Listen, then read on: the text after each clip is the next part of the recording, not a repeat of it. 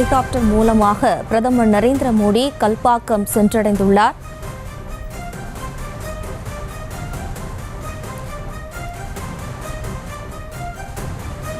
அரசியல் நிகழ்வான கல்பாக்கம் ஈநுழை தொடக்க நிகழ்வை தொடங்கி வைப்பதற்காக பிரதமர் நரேந்திர மோடி கல்பாக்கம் வந்திருக்கும் நிலையில் தற்போது பிரதமர் நரேந்திர மோடி கல்பாக்கம் சென்றடைந்துள்ளார். சென்னை விமான நிலையத்திலிருந்து ராணுவ ஹெலிகாப்டர் மூலமாக பிரதமர் நரேந்திர மோடி கல்பாக்கம் சென்றடைந்துள்ளார்.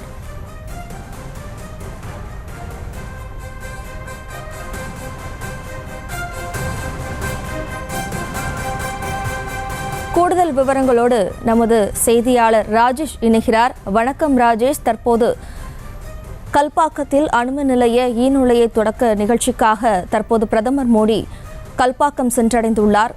மேலும் எந்தெந்த நிகழ்ச்சிகள்லாம் பங்கேற்க உள்ளார்? விவரம். வணக்கம். பிரதமர் நரேந்திர மோடி அவர்கள் செங்கல்பட்டு மாவட்டம் கல்பாக்கத்திற்கு வந்து சேர்ந்திருக்கின்றார்.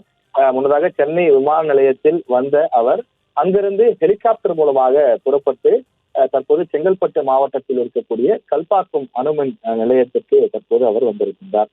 இந்த கல்பாக்கம் அணுமின் நிலையத்தை பொறுத்தவரையிலே இங்கு அந்த புதிதாக அதிவேக ஈநுழையில் இந்த எரிபொருள் நிரப்பக்கூடிய பணிகளை பிரதமர் நரேந்திர மோடி அவர்கள் இன்னும் 10 நேரத்திலே தொடங்கி வைக்க இருக்கின்றார். இந்தியாவினுடைய வளர்ச்சிக்கு ஒரு முக்கியமான ஒரு திட்டமாக இந்த திட்டம் பார்க்கப்படுகிறது.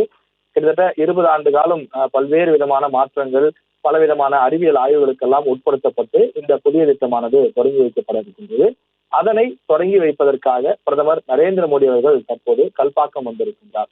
இந்த நிகழ்ச்சியை தொடங்கி வைத்துவிட்டு அதன் பிறகு சென்னையில் நடைபெறக்கூடிய பாஜகவினுடைய பிரச்சார கூட்டத்திலும் பிரதமர் நரேந்திர மோடி அவர்கள் பங்கேற்க இருக்கின்றார்.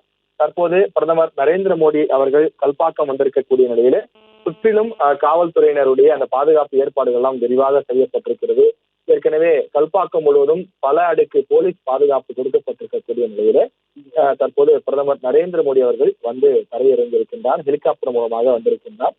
அவரை வரவேற்க அதிகாரிகள் தயாராகி கொண்டிருக்கிறார்கள்.